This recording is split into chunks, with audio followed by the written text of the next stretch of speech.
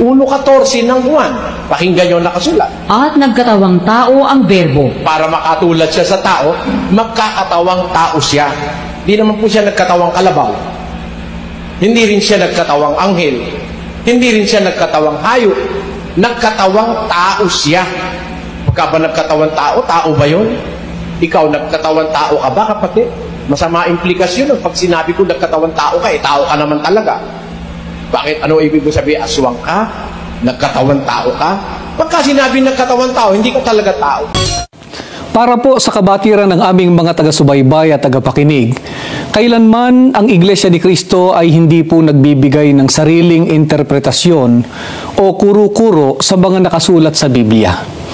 Para po malaman natin ang tamang pagkaunawa ng sinasabi sa alinmang talata ng Biblia, ay sa Biblia rin po natin kukunin ang sagot. Halimbawa po, kapatid na Leo, yung nakasulat sa Juan 1:1, ano po ang tamang pagkaunawa sa nilalaman ng talatang yan? Mabuti po ay basahin muna natin, mga kaibigan, ang nilalaman po ng Juan 1:1 para po sa kapakanan ng mga nagsusuri na hindi po pamilyar sa talatang ito. Pakinggan po ninyo. Nang pasimula, siya ang berbo, at ang berbo ay suma sa Diyos, at ang berbo ay Diyos. Sa talatang ito, kapatid na Romel at mga kaibigan, ay meron pong binabanggit na berbo. Na ito po, ayon po sa ating binasa, ang sabi po, ang berbo ay suma sa Diyos, at ang berbo ay Diyos. Ano po ang katumbas ng terminong berbo na nakasulat po dyan sa talata? Ang babasahin po natin ay Juan 1:1 pa rin. Subalit dito po sa salin na New Filipino Version, ganito po ang ating mababasa. Sa pasimula ay ang salita, at ang salita ay suma sa Diyos, at ang salita ay Diyos. Sa salin pong ito ng Biblia ay tinumbasan ang terminong berbo ng salita. At upang lalo po nating maunawaan ang konteksto ng talatang ito at ng mga kasunod na talata, ay dapat po nating maunawaan na ito po ay binubuo ng tatlong sugnay na makikita po ninyo, mga kaibigan, sa inyo pong TV screen. Sa pasimula ay ang salita. Ikalawang sugnay, ang salita ay suma sa Diyos. At ang ikatlo po, ang salita ay Diyos. Mga kaibigan, doon po muna tayo sa unang sugnay. Ano po kaya ang kahulugan ng sa pasimula ay salita? Ang babasahin po natin ay ang paliwanag ni Apostol Pablo dito po sa Roma 1:2 hanggang 3. Ang mabuting balitang ito na ipinangako niya noon pang una sa pamamagitan ng mga propeta at nasasaad sa mga banal na kasulatan ay tungkol sa kanyang anak, ang ating Panginoong Hesukristo. Sa kanyang pagiging tao, siya'y ipinanganak mula sa lipi ni David. Kaya po sinabing sa pasimula ay ang salita, ay sapagkat batay nga po sa ating binasa, noon pang una ay meron ng ipinangako ang Panginoon Diyos tungkol po sa Panginoong Jesucristo nang magkasala po ang mga unang tao sa halamanan po ng Eden. Ang pangako pong iyon ng Panginoon Diyos, kapatid na Romel, ay nakasulat po sa Genesis sa 3:14 hanggang 15. Mga kaibigan, doon po naman sa ikalawang sugnay. Bakit naman po sinabi sa talata na ang verbo o salita ay suma sa Diyos? Ganito po ang ating mababasa. Dito po sa unang Pedro, sa 1:19 hanggang 20, dito po sa isang bagong tipan ng Biblia na isinalin po ng isang pare ng Iglesia Katolika na si Juan Trinidad. Pakinggan po ninyo sa unang Pedro 1:19 hanggang 20. Kundi sa pamamagitan ng mahalagang dugo ni Kristo, korderong dalisay at walang dungis, nasa isip na siya ng Diyos bago palalangin ang daigdig. Kaya naman po sinabi na ang salita ay suma sa Diyos ay sapagkat bago pa man po lalangin ang daigdig, ay nasa isip na po ng Panginoon Diyos ang ukol sa ating Panginoong Sukristo. Bagaman ang pangako'y inulit po ng makipagtipan ng Panginoon Diyos sa patriarkang si Abraham na mababasa po sa Genesis 17:1 at 7 Opo. at ipinahayag po sa panahon ng mga propeta na mababasa naman po natin sa Deuteronomio 18:18 hanggang 19. Mga kaibigan, doon na po tayo sa ikatlong sugnay. Bakit po naman sinabi na ang verbo o ang salita ay Diyos? Sa Lucas 1:37 ay ganito po ang nakasulat, dinggin po natin. Sapagkat walang salitang mula sa Diyos na di may kapangyarihan.